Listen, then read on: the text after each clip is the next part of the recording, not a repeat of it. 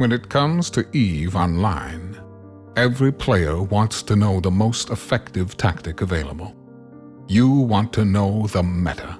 The meta controls everything. It determines what will and will not happen. Knowing the meta will alter your views, make you question your reality. It might even make you laugh.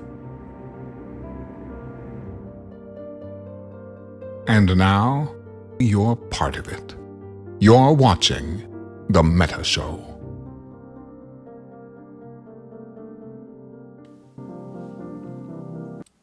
Ladies and gentlemen, good morning, good afternoon, and good night, depending on where you are around this great globe of ours.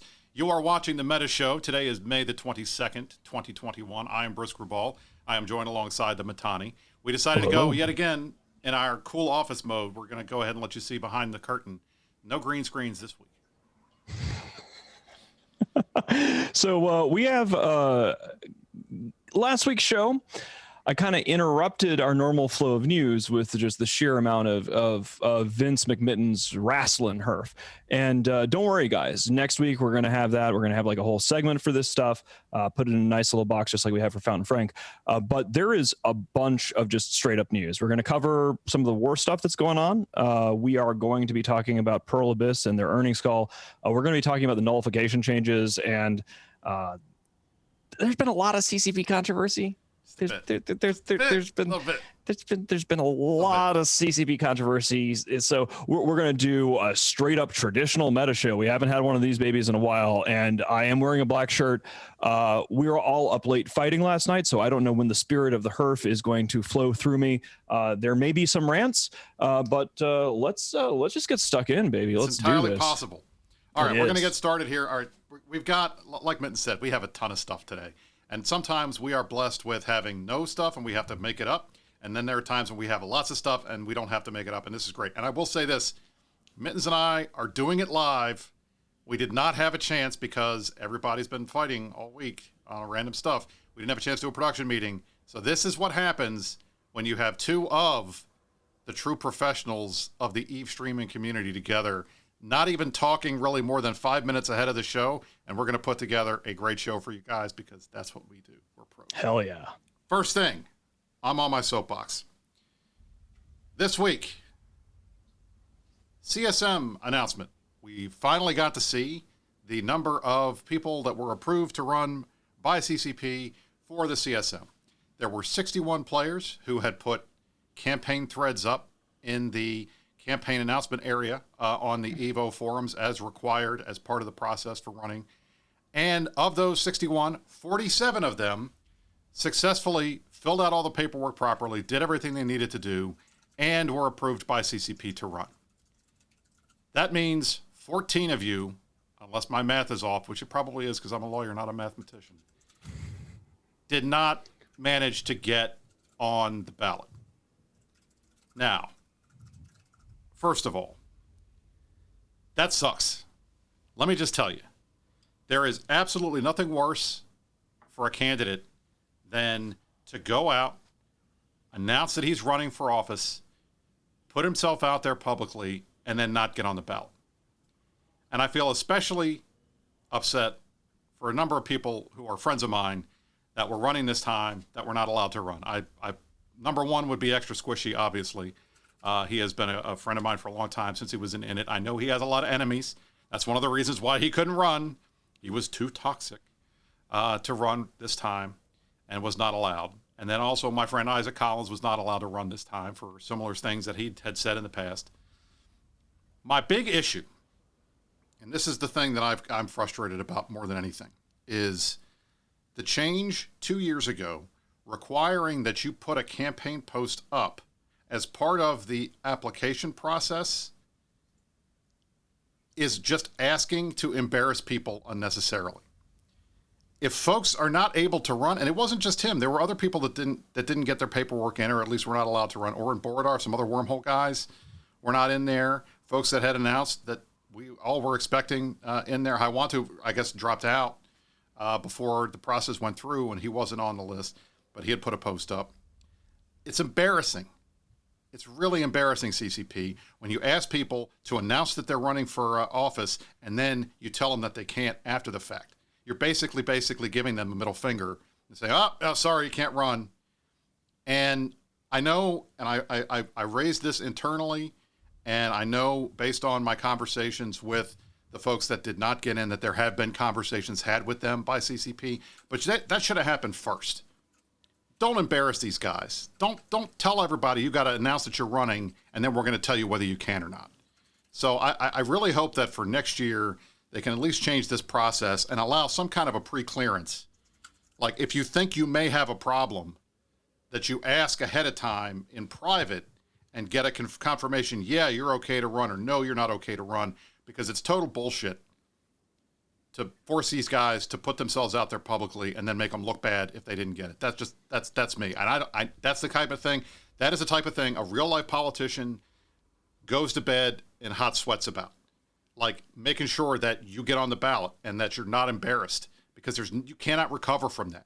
I have a number of friends and ex-friends that fucked up, didn't get their petition signatures done properly, and ended up not getting on the ballot, including a congressman that I was pretty close to in Michigan. And it was a real giant pain in the ass, because you spend time, you do all this work, you run for office, you get elected, and then you fuck up and you don't even get on the ballot, and you got to run a write-in campaign. It's just crazy. Don't embarrass people. That's my big thing. That's my soapbox for this week. There are 47 candidates running for CSM. There are a ton of people out there on all sides. You have more block candidates running this year than I've seen in a long time. I will say I was very amused at the CCP announcement stream, how many people were really salty at how many goons decided they wanted to run this year. That made me laugh. But again, we will have the slate of state-approved candidates here eventually, and we will get that out and let you guys see that. But I'll tell you this right now. The process needs to encourage people to run, not discourage them. And basically publicly embarrassing people is not the best way to encourage them to run. That's my soapbox. I'm shutting up now on that. I want to get in here and agree with you. And I'm going to say things that I don't think Brisk would be comfortable bringing up here. Keep in mind that Brisk was smeared by these people fucking up an investigation in front of the entire goddamn game. And if CCP didn't have this track record of fucking up, tarnishing people's names inappropriately, running them through the court of public opinion like a fucking perp walk, and then lo and behold, CCP is as good at managing people's reputations on the CSM situation about as well as they are managing blackouts, drifters, nullification changes, scarcity in the economy. I could go on, but it is ridiculous. Like now everybody that had the balls, like, hey, guess what, guys? If you want to run for the CSM and you put yourself out there, you might randomly get told with no explanation and no public explanation as to why you have been disqualified. And then you have a cloud of suspicion over your head. And a lot of people aren't built like the way that I am, right? Like people can scream for my blood and, you know, wizard hat, space Hitler, all the things that PUBG say, and I don't care.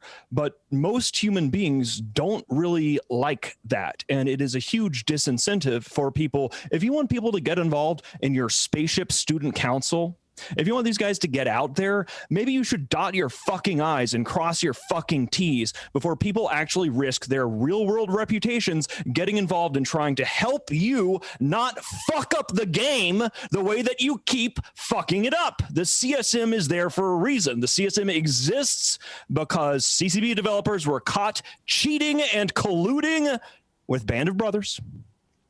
And the CSM was added as a mechanism, as a check against corruption. Now, of course, there's been a lot of PR bullshit over the years from CCP saying, gosh, guys, it's just, isn't it great? Iceland, world's oldest democracy, and we're doing this, all this stuff. The reason why the CSM exists is because CCP got caught with their hands in the fucking cookie jar. And the fact that these motherfuckers are out there insisting that people sign up to try to join the Space Student Council. And then, oh gosh, now that your name is out there, now that people know that you're running, oh, well, you know, gee, we're just not going to say anything about why you're off the CSM. It is shameful. It is shameful. And in an environment where right now the players are doing their level best to get CCP to back off a fucking cliff on some courageous, changes, some brave changes, some daring changes. Oh my. You remember last week when we courageous? explained what that means to you guys. Little Sir Humphrey references are going to get in here. But yeah, so it's a sham. It's ridiculous. If you want to get the players to risk trying to help you not fuck up the game, one, you should listen to them when they're on the fucking Space Council. Two, before they get on the Space Council, try not to ruin their reputations. Three, when they are on the Space Council, try not to ruin their reputations, because you can't seem to manage to keep your mouths fucking shut and handle things. You have a legal team. You have a general counsel. Utilize your fucking lawyers, or you're going to be in deep shit, just like you were with Brisk. Stop fucking around, assholes. That's it. Smugometer off the charts. Anyway, this yeah, was I a mean, black shirt, it and we got sucks. black shirt like before. It wasn't even about PAPI this time. I feel bad for Extra Squishy. I feel bad for all of these guys who actually, I don't even know what their fucking, I don't even know what their platforms are or whatever, but it is dumb as fuck that CCP is trying to promote this thing and get people to go out there. It's not like they haven't fucked this up before, very publicly, for my co-host. Brisk can't talk about this shit, but I can. They fucked up. They stepped in it. Their lawyers should be fucking pissed about the liabilities that they are risking, continuing to screw with people's reputations, casting aspersions. Get your shit correct, guys.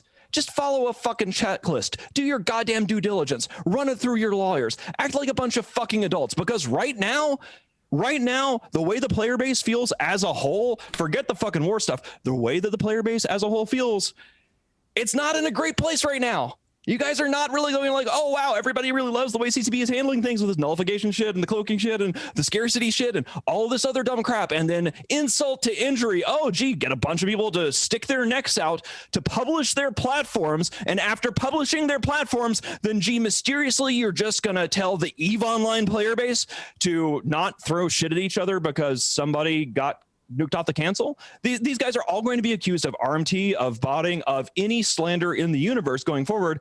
And most of these guys are nice people. You know, they care what other people think. Like, it will hurt them. It will humiliate them. It is unfair that this has happened. It is not okay. Apologize. CCB should fucking apologize for this shit. Fix your shit. If you're going to have a fucking council of stellar management, you fucking use it right and you treat the fucking people that are trying to help you fix your shit correctly. I was very quiet and calm last week when we were talking about the nullification changes. When it came to the nullification changes, I was saying CCP needs to back this off slowly. You know, there's no reason for the players to throw stones. You know, they kind of stepped in with this, but the reasonable and rational thing for the CCP devs to do is to iterate on these changes quietly and sort of back off the more bits on the nullification. And credit to CCP on that. They have kind of sort of tweaked things and mitigated stuff, and like, you know, yachts can cloak and nullify again and whatever. But this CSM shit is fucking unacceptable, especially in an environment where the player base is having trust issues with the company as it stands. Apologize. That's it. All right, so we're done with the CSM part. That was pretty heavy. I was going to suggest we go into war stuff, but I think we're going to keep this going because I want to talk about the CCP related stuff first. Then we can talk about war stuff later. Maybe Mittens will have calmed down by then. Maybe. I don't think so. All right, top story is going to be nullification, AFK cloaky camping, the MER, and EVE Academy, all announced, I should say, this week.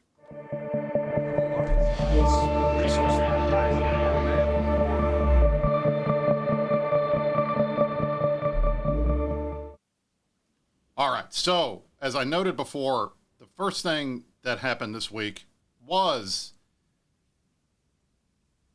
we got the nullification changes. They went live on Tuesday. Was that a surprise to you guys? Because it sure as hell seemed like it. Because I tell you this right now, the amount of what they already did this that I heard from the community this week was pretty out of control. As you guys saw, we talked about it last week. They had put nullification changes on CC, changes to the Warp Core stabs and how they worked, making these active modules that you have to fit on the ship. Warp Core stabs, you could before. They reduced the number that you could put on to one. and they only allow +2 to warp core integrity. And then on the nullification side, they were originally a low slot. They changed it to a high slot. They've restricted the number of ships that it could be on and those types of things. But it was only on CC for a week, and I think everybody was of the opinion that this was going to be a little bit longer. It was going to take a little bit longer to get through the process on CC, and then they would announce it, and it was going to come live to TQ, and they would precede some of the modules so people could get them, and people that were docked in stations where they couldn't leave because there were no fittings, they would fix that, and they would deal with all kinds of other issues of guys being trapped behind the lines and ships that were nullified one day and not nullified the next day, and they didn't have a way to get a module, that all that stuff would be addressed, and it wasn't. It was pushed out on the TQ very quickly. Now, I heard a number of complaints, and I'm going to tick through the complaints that I think we have heard the most of. Many of these are legitimate. Some of them are not so much, but many of these are legitimate. The first was, this felt rushed. It was only a week on CC. That was the amount of testing that was done was basically just a 5 or 6 days. And of that time, they made multiple changes to the module based on feedback. Now, I think that's a good thing, but many players viewed that as, obviously this wasn't ready for prime time because we made so many changes after the fact. Why did they push it out so early? Second, modules were not seeded, which is typically surprising, is when you make changes like this, in the past they've given a couple of days before the change goes live for the modules to be out there so people could go get them, so that when the change goes through, they could put them on the ships immediately and they wouldn't have to go find where these were. They did not choose to do that this time. Third, another thing that has been common is when they take something and that's like a ship feature and they turn it into a module, there's sometimes, well, they'll give you like a Meta Zero, lowest level, cheapest version of it for free. They'll just stick it in your cargo, or they'll make it a daily login campaign reward for that day, that everybody gets one for free, just so that there's no issues with people saying that I don't have access to one or I can't find one. They didn't do that this time either. There was a definite issue on the warp core stab side, because you could only fit one of these to your ship. Any ship that had more than one fitted would not be allowed to undock, which is typically what they do when your fits are screwed up. And unfortunately, there are plenty of players that were either in uncored structures that don't allow for fitting, or were in Pochven in a station that they didn't have standings to use the fitting changes, fitting tools, so that they were essentially stuck. And that forced CCP to tell everybody, well, if this happened to you, put a stuck ticket in, and we'll get you out of there, and we'll move you to a place where you can take stuff off. That sucks. It basically puts a lot of pressure on the GM team to have to fix it, and a lot of players were stuck and they couldn't do anything, and that was frustrating. When this launched, there were still issues that had not been addressed. For the first part, the Goru's shuttle was forgotten, so there was no nullification on that. The tooltip for all of the shuttles was not updated to include nullification, so people weren't sure if their shuttles were nullified without testing it out. I tested it out immediately, it was fine, but it wasn't in the tooltip, and that frustrated some people because they thought that was a pretty common thing that should have been done. And one of the meta modules still allows stealth bombers to fit it, and it took about 24 hours before that change was reversed, even though it had been announced and pulled off all of the other modules on CC before this was pushed out. Now, some of the concerns that players had in terms of the speed, in terms of, oh my goodness, this wasn't shipped right and it didn't work, and we still don't like the way that it feels, and people are still concerned about the deactivation timer. They're still worried about the delay, about the length of it, and those types of things. Those criticisms, I think, are less valid than the ones I just listed, because that's all stuff that CCP needs to look at on the live server. They can't get that data from you're not going to set up gate camps on CC and then test this out in a real world environment. So they need to have actual player data to make some of these changes, and they've made it clear they're going to iterate. But given the fact that so much stuff was busted on the front end, this has really kind of soured the player base on this change already. And I think a lot of people that would have been more than willing to give it a shot now think it's shitty and they don't like it, and they're just this was awful and the whole thing was messed up, and the CCP's QA is awful, and they're not listening anymore, and I think that's bad. And boss, you were telling me of concerns that you guys had about the way this was rolled out in terms of like the big space groups and what they're actively doing. So why don't you talk a little bit about that? Look, this is the sandbox MMO, right? Like there is no other big ass sandbox out there, anything quite like EVE Online. And by rushing this shit out here, they have disrespected the sandbox itself. And I don't say that lightly. And I want to dive into that a little bit. When you rush something through, you have a test server for a reason. You have a CSM for a reason. You have a fucking legal department for a reason, to make sure you don't step in piles of liability.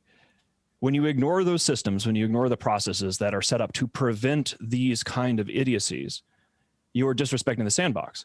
A player who is not paying attention to the latest, a lot of newsflash, CCP, the vast bulk of your customers do not read every goddamn dev blog that comes down the pipe, right? And when one day somebody logs on and they can't fit their ship, they can't undock their ship because stabs got nerfed or there's a limit on them, or if you had deployed into hostile space in a nullified ship and suddenly everything is busted and you didn't get the memo, it has fucked over the gameplay of a lot of players by surprise.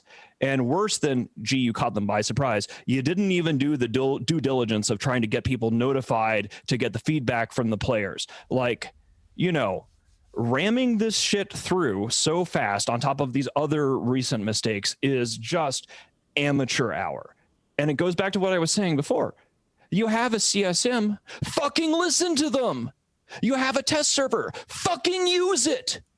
This is not rocket science. CCP has been a going concern since before EVE Online launched. So before 2003, CCP, an active and engaged company.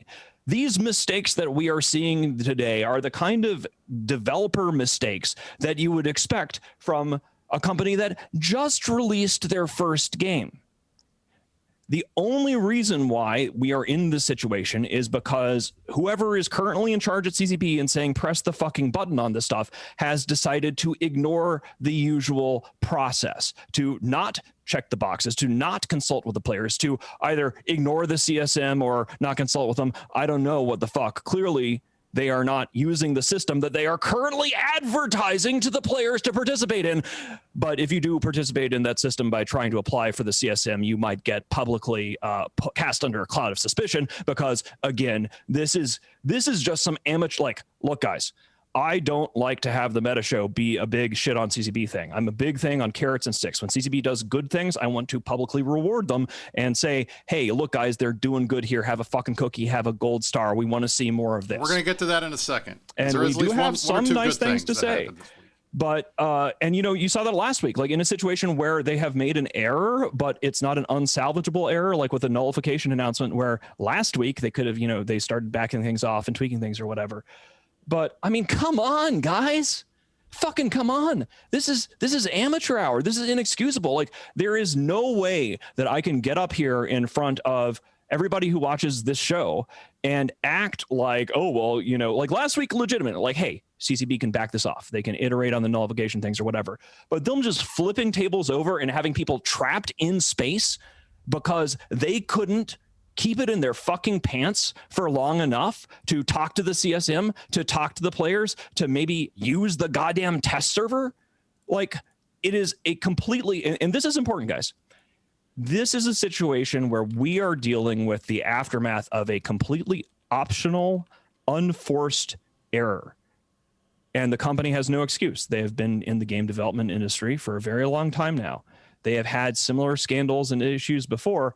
I actually can't really remember a time where they flipped a table and they did something that left people trapped in space like this.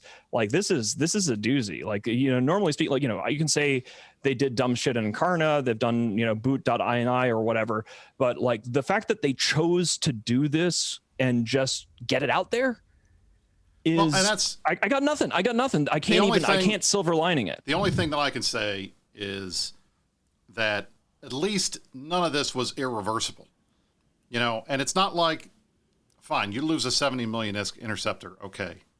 That sucks. and you get stuck and you got to wait for a half an hour until the stuck team fixes. That sucks. It wasn't anything that was so huge that I think anybody that got stuck with one of these bugs was going to quit the game over.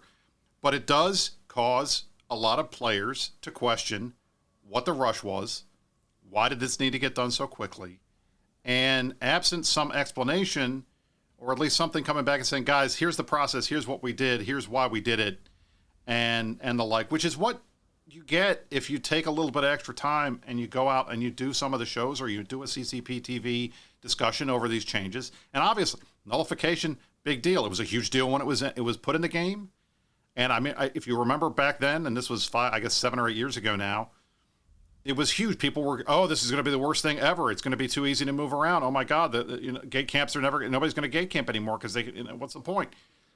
None of that came to be. And I think a lot of the complaints now of this is overpowered, this is horrible, why do we do this? It doesn't make any sense. And then giving those of us on the CSM who have advocated for changes in nullification, which includes me, we get crapped on. Oh, this was your idea. Why did you tell these guys? Then they went and messed it up. At the end of the day, we want them to continue working on the game. We want them to continue making changes. We want them to tweak the things that we don't like.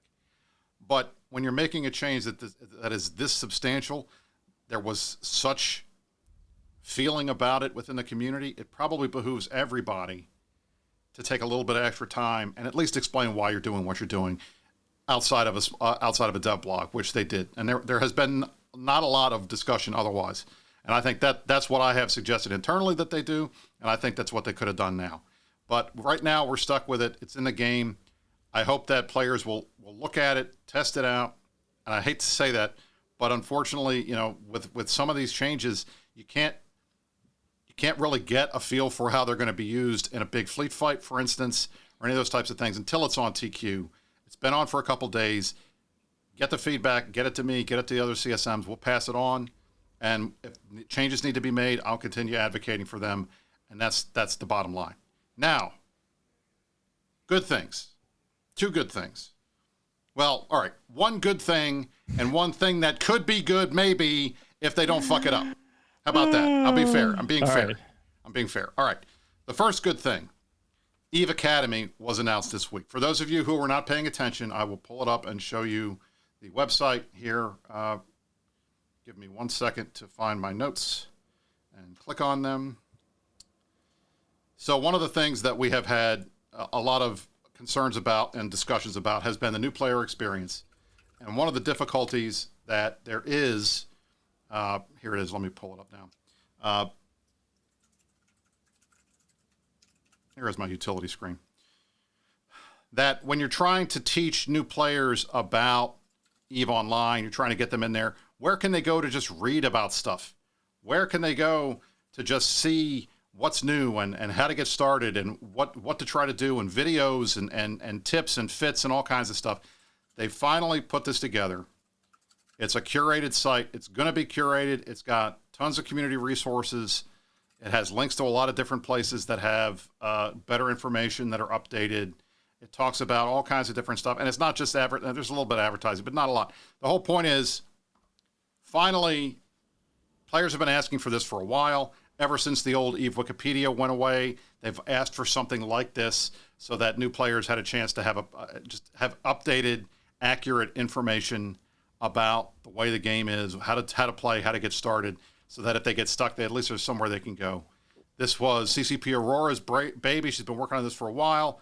The rest of the community team has been working on this. I'm pleased that it finally launched. I think this is going to be helpful to new players. So I'm looking forward to seeing if they use it. And I'm also looking forward to make sure that they actually update the thing. I know that some of the industry stuff and some of the warp core stabs and nullification stuff had not been updated yet in some of the community fits that were on there, and that was quickly taken care of. But having something curated that's accurate for an 18-year-old game, and that's done by the company and not by the community, I think that's a good thing. So attaboy CCP for doing this. I think it's long overdue. So there, we were nice. I can be nice. I kind of want to give them a path to victory, right? And who knows? Maybe CCP won't listen to this because I said mean words about them. But I do think that CCP kind of needs help in understanding how to get out of a PR scandal because they clearly don't really get it. So I'm just going to spell out the path to victory for CCP for how to like get out of this shit and like real talk and not like screaming herf blurf. In many cases, all you just have to do is say that you're sorry and acknowledge that you fucked up. Right. Like that's in many cases that will take a lot of the sting out of it. You can just get in front of the player base and say, look, guys, we moved too fast on this. We shouldn't have done the thing we did with the CSM. We know that things have been a little rocky lately and we're going to try to do a better job. And then you got to actually like do it. Like you have to have some actions to back it up. You need to listen to the CSM. You need to listen to the players. You need to actually use the Singularity server for something. Yeah, but like there is a path here. It's like the nullification changes. They actually started going the way that I suggested on the show last week, which is, just like, okay, well, they kind of stepped in it, but if they sort of back it off and iterate on it and work on it and listen to feedback and whatever, then people can get to a place where they're not being insulted. One of the reasons why the players are so angry is at a fundamental level, they feel disrespected, and rightfully so, because there are a few things as disrespectful as what they're messing with on the sandbox without checking things on the test server, without consulting with player representatives, just rushing this shit through.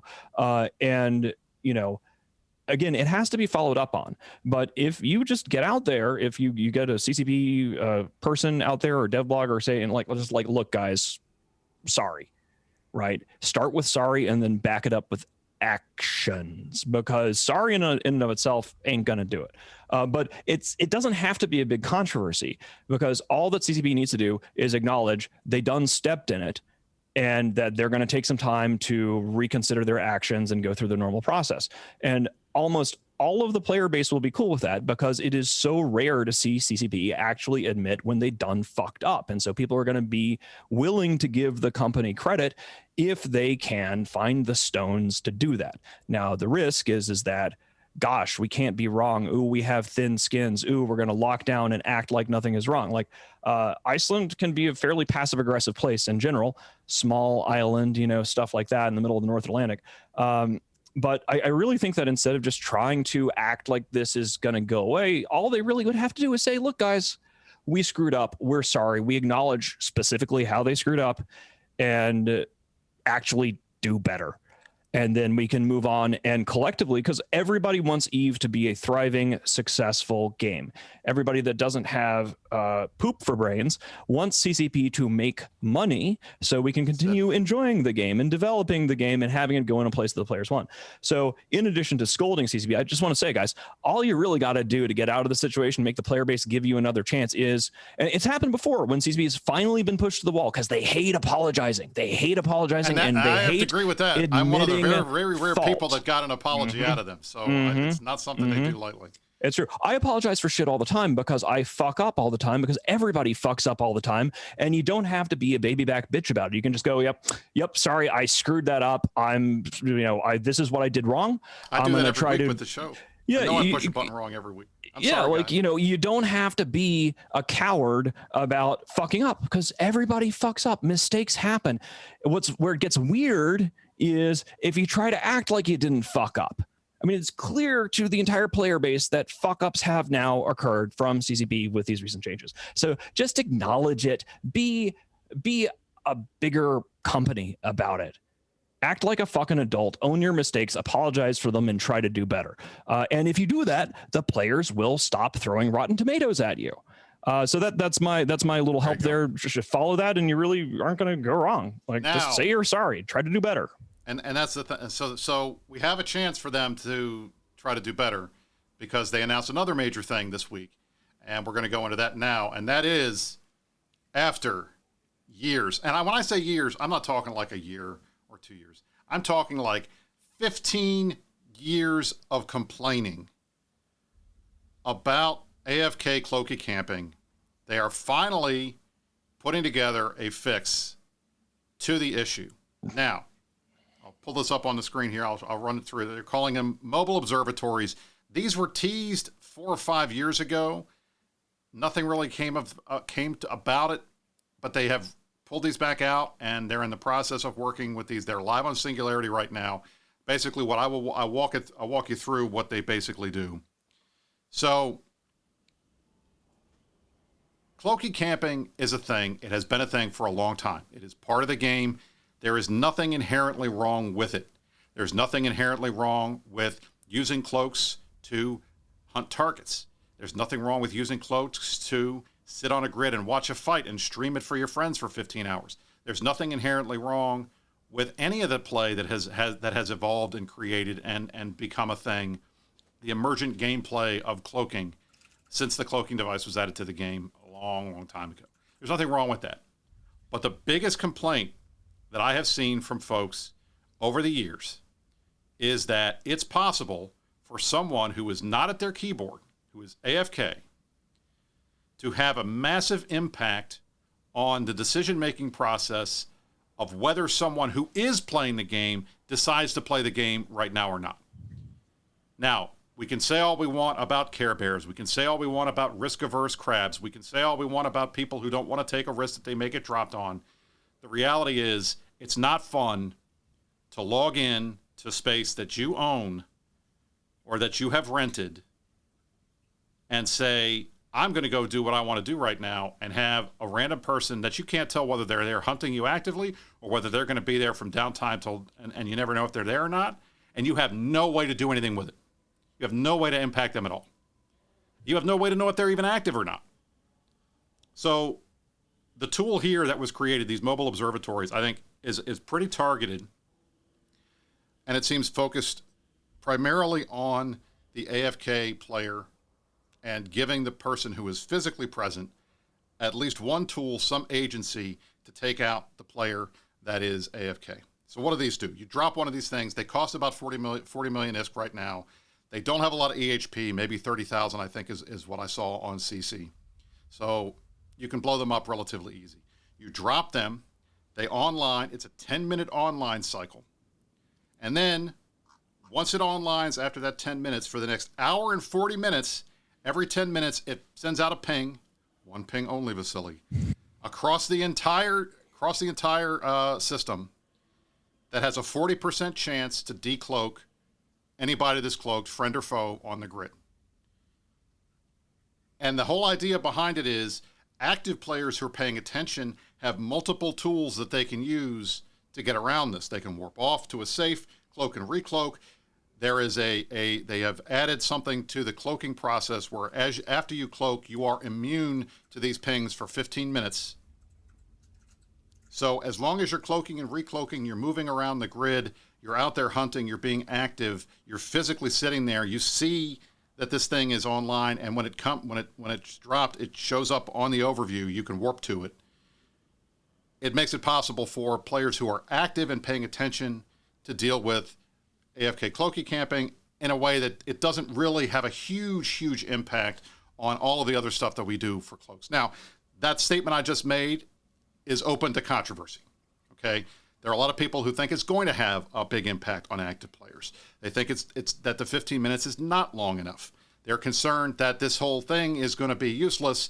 From one side, the crabs think it's going to be useless because it's going to be too expensive, and it's too easy to blow up, and we're not going to really get any use out of it. The hunters on the other side are say, these guys are going to drop 1,000 of these, and it's going to ping all the time, and it's guarantee you that you're unpinged, and you have to get off grid, and you have to warp away, and nobody's going to do that. I had a long conversation with one of my dear friends who is convinced that this is going to end stealth bomber use in big fleet fights, because the bad guys will be able to drop these in a variety of places, wrap bubbles around them, and make it hard to get in and kill the things.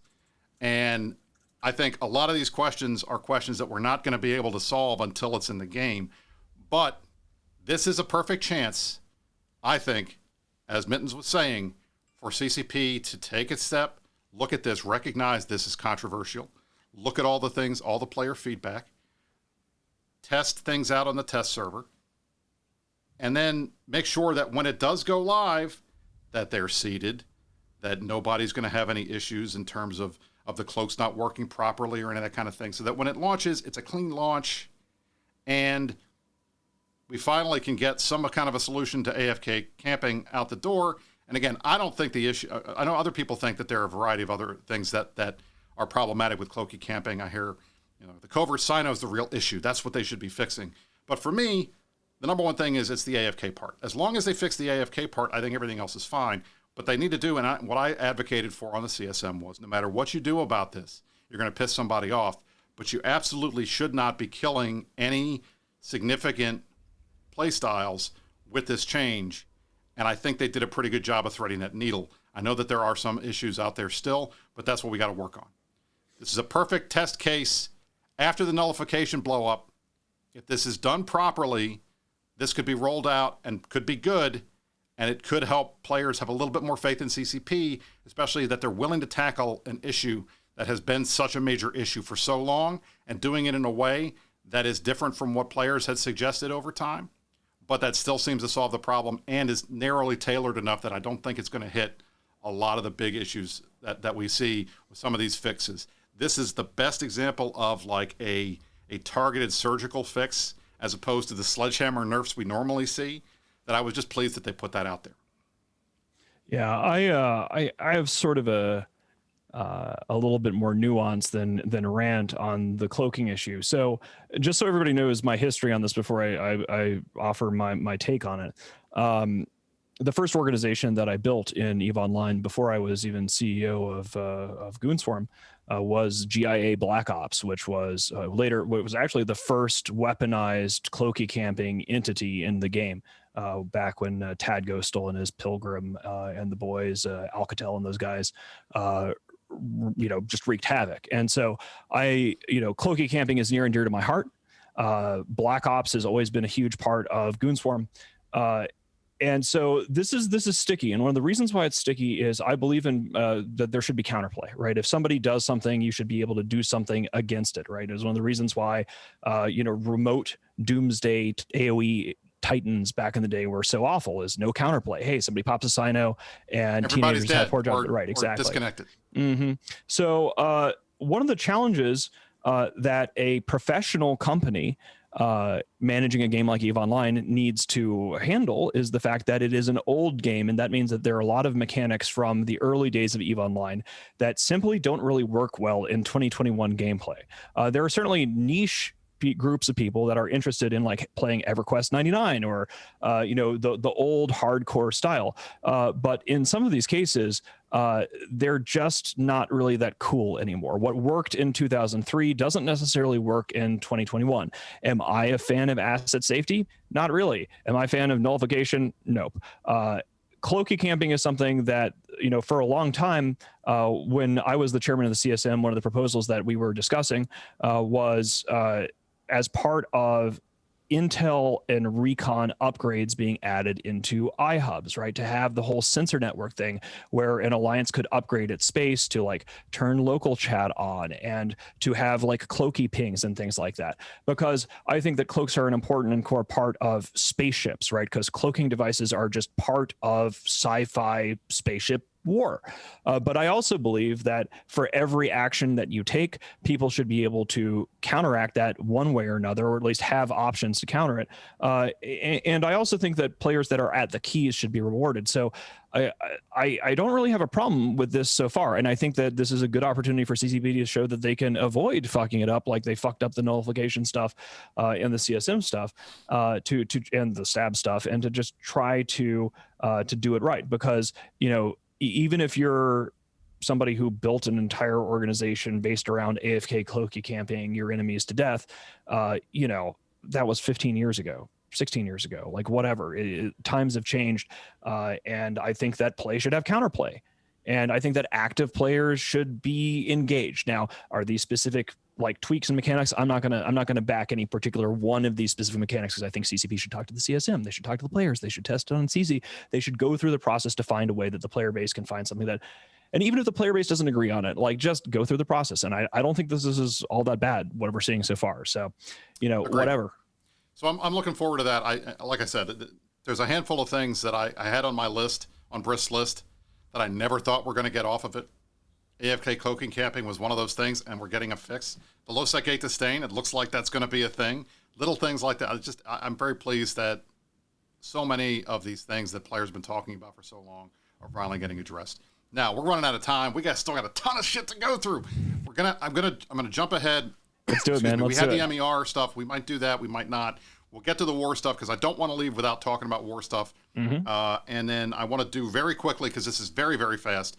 I'm going to do Piercing the Corporate Veil. We're going to talk about the PA earnings statement, get that out of the way because it's been like 3 weeks, and then we'll get back and start talking war stuff. So here we go.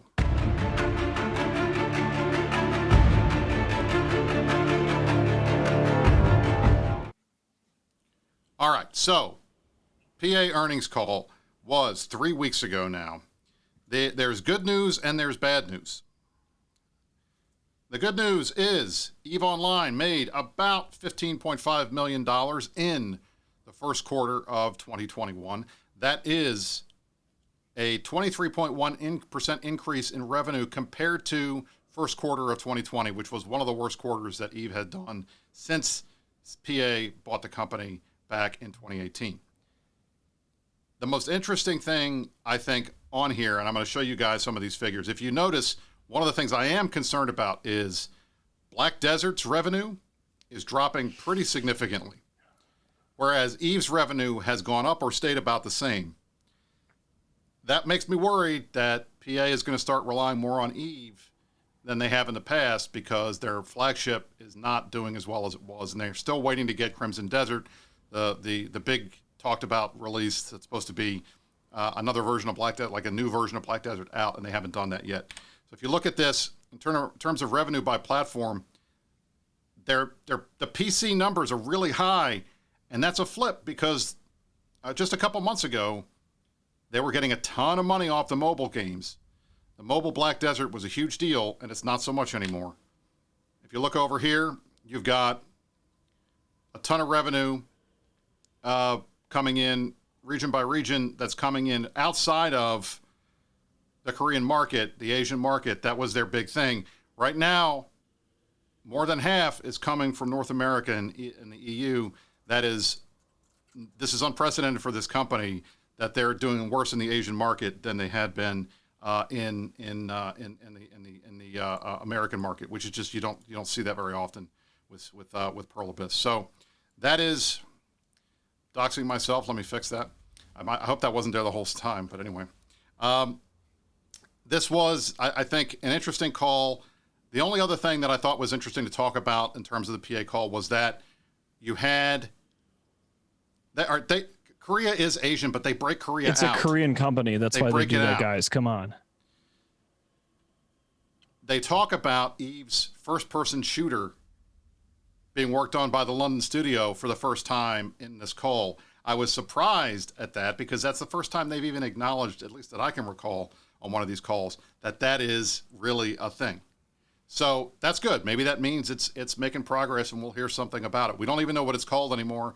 They scrubbed the Project Nova name, so I don't know we're just calling it the sci-fi first-person shooter worked on by the London office. That's what it is. So the fact that they mentioned that was kind of interesting. That's all I got. You got anything on that, Mittens? I mean, we just got to wait and see, right? Like, we want Pearl Abyss to make money because we like the fact that, we liked the fact that they didn't intervene in the way that CCP was going. I don't really... Things are strange. It's hard to predict how this could go. Ideally speaking, we would like everybody to be making money and be happy. Obviously, as the players of EVE Online, we would be concerned that if Pearl Abyss starts losing revenue from BDO and there are other things, that they would have more of an incentive to try to meddle with CCP because CCP is making money. And for a long time now, we've all been, gosh, we don't want Pearl Abyss meddling in things. But does Pearl Abyss know how to use their test server? Does Pearl Abyss listen to player feedback? I don't know because I don't play BDO. I don't think they have a CSM, I'll tell you. Yeah, but it would normally be we want them to make money because there's less risk of them intervening in CCP. We would like CCP to stop flipping tables over and actually acknowledge the process of professional game development. Yeah, but this is significant, guys. We do need to keep an eye on this because just the incentives are more aligned for better or for worse, that if Pearl Abyss's other revenue sources start going down, that they will be paying more attention to what is bringing in cash. And if that is CCP, then naturally speaking, you would expect more business oversight, more intervention and such. Is that a good thing or a bad thing? We will see. We shall see. But yeah, it is. This is... I know some people like to tune out on the whole earnings report and stuff, but like behind the scenes, this is really kind of where the rubber hits the road. Is, are they making money? Who's making money? Who's not making money? Which way are the trend lines going? So this is a pretty significant quarterly report, something that we should keep eyes on. There you go. All right, you ate your meat. Now you get your pudding.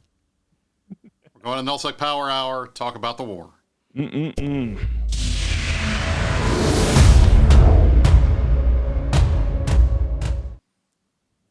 It has been 1 month since our dear friend Gobbins announced the siege of 1DQ was beginning. April the 24th, 2021 was the Pandemic Horror Town Hall in which he started talking about it. Oh, wait, they're sieging 1DQ1 for a month. Gosh. It's been a month. What, pray tell, wow, have they managed to do? Well, let's talk about it. Have they killed any structures in 1DQ1 proper? No.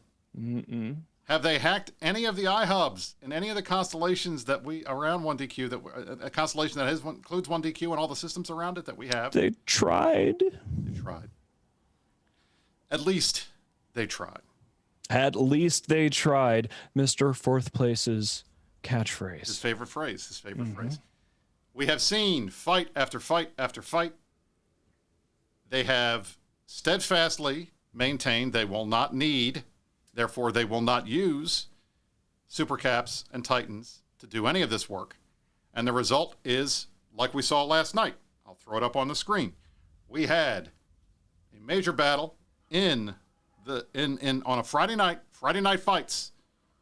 Major battle in the systems throughout this area. Now, ETAC-V is one of their entrance systems.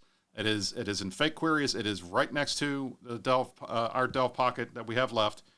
If you notice this is pretty significant.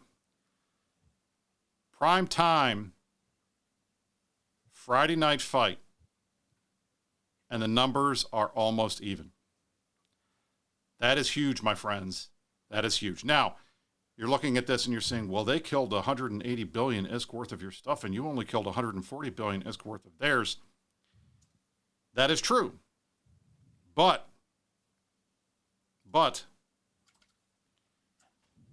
at home. And we're building stuff left and right. And if we had time, I would go through the MER, but we don't. We'll do it next week. We're building stuff left and right. We're using all of our supers, all of our caps, every time we possibly can. We're throwing fighters like mad at these guys. We're bringing bodies. We're getting folks in. We're getting numbers close to even. And Mittens, what have you always said about what happens when the numbers are close to even? That we win. That's right. And I think we seem to be winning these strategic objectives. Now, I don't know. I'm just going to spell this out. There are certain windows of opportunity to attack, and the Flash Forum has become PISP's favorite way of doing things. I want to tell everybody here, so you don't have to wait until the fireside tomorrow. There is a counter to Flash Forums, and that's to tell everybody to be around and on deck and manning the walls and watching for pings an hour before our vulnerabilities open, because Piggles and headliners think that they can win this war with harpies. And maybe they can. I expect to be invaded by tons more harpies in the coming days. I think it'll be delightful. But what happened on Thursday, see, again, guys, 2-day lag for iHub things. They want to get in, and they will start these fights, bringing in all their hacking command chips, and they're all getting ready to hack. And then we blow them up, and then they pivot in their pings to say, hey, it's Friday night fights, guys. We're just doing this for the good fights, because that's what it was all for, because we shut down their hack, and we fought them in a classic Great War style meat grinder. There is nothing in this universe that Goonswarm enjoys more than a meat grinder in a hell war. We get to break out all the old favorites. I was digging back to Sabaton. I was digging back to Clindathal Drop. I was going old school. And Great War vets know what's up. Delta Squad bought some fucking sacks. I love when you pull the Clindathal Drop into pings. And it's funny because the summer children will be like, well, they lost that, guys. It's like, it doesn't matter, guys. This is old school hell war shit. It's gone very well. And I'm very proud of our guys, because, the big, amazing Piggle strategy is always flash form. Well, guys, here's what we're going to be doing for the next couple of weeks is an hour before our vulnerabilities open in USTZ every day and until 3:30 Eve when our vulnerabilities close, we're just going to hang out and keep eyes on because this is their big move. Flash form, try to run in and get past our defenses. So, hey, guys, be on guard. There will be a ping every day before our vulnerabilities open saying, be around because Piggles does the same shit all day, every day because he can't admit he's wrong or learn from his mistakes. So I'm really happy with this. Headliner and crew came at us on Monday. They came at us on Friday, and we shut them down hard. And in addition, we shut them down on Thursday. This was fun. I love this. So check this out. Thursday, we told everybody to be eyes on. I sent pings warning everybody, they're going to do a sneak attack like they always do. And we hung out in Capital Command playing Cards Against Humanity, me and the other FCs, I'm not an FC, me and the FCs. Make it very clear, I have no idea what I'm doing when I'm commanding a spaceship. They're going to jump on you for that one. Yeah, don't let me bubble anything.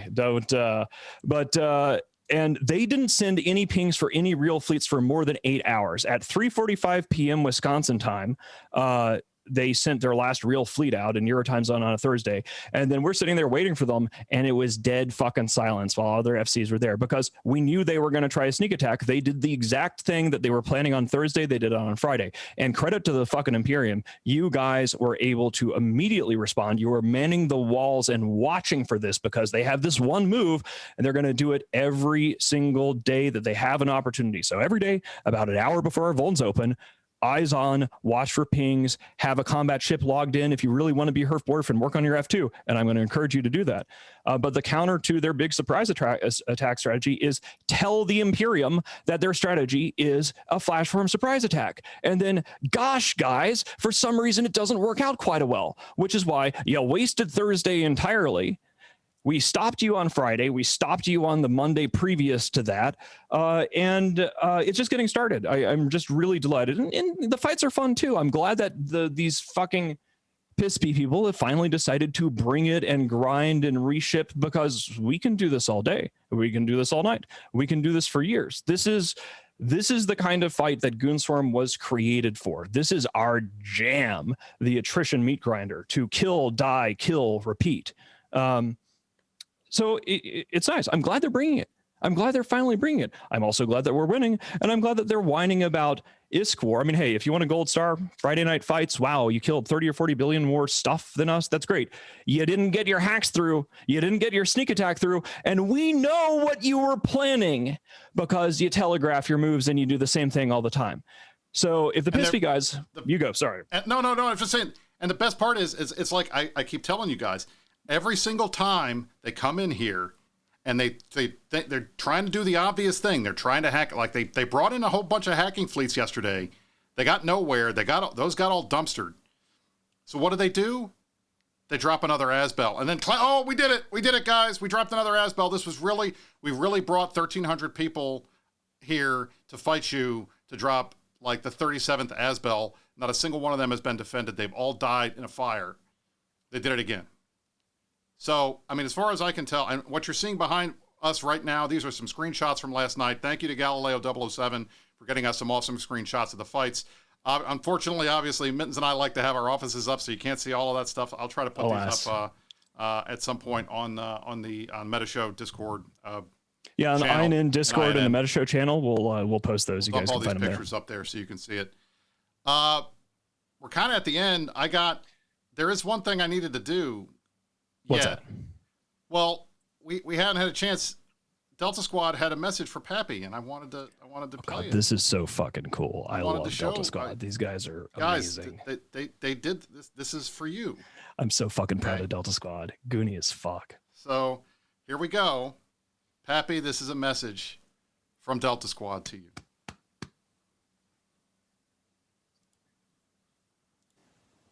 Hey everyone, Kenny G here with a friendly reminder from Delta Squad that CSM elections are coming up. And here's a special message to all the PAPI pilots out there. Delta Squad wants to have sex with you. I'm pretty sure that's where I come in.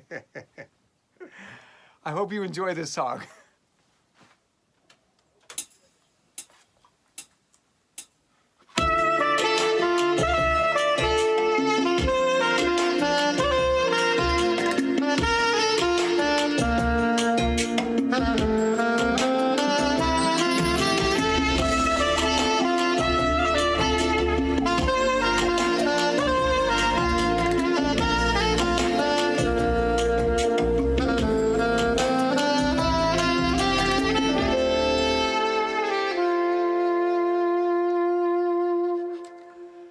Good luck. Hey everyone, Kenny G here. There you with a go. friendly Thank you reminder to Kenny G for our Delta Squad message to PAPI. We want to have sex with you. And as he noted, CSM elections are coming up. Vote for Brisk. All right.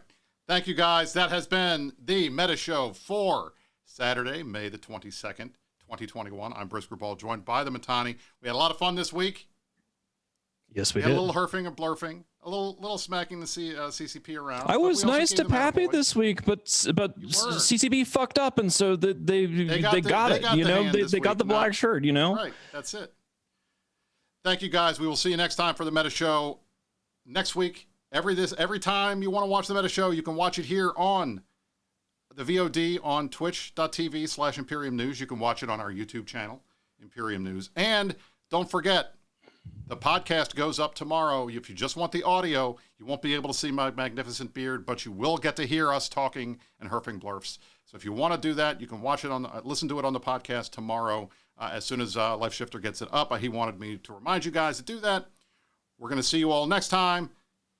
You stay classy. Nui.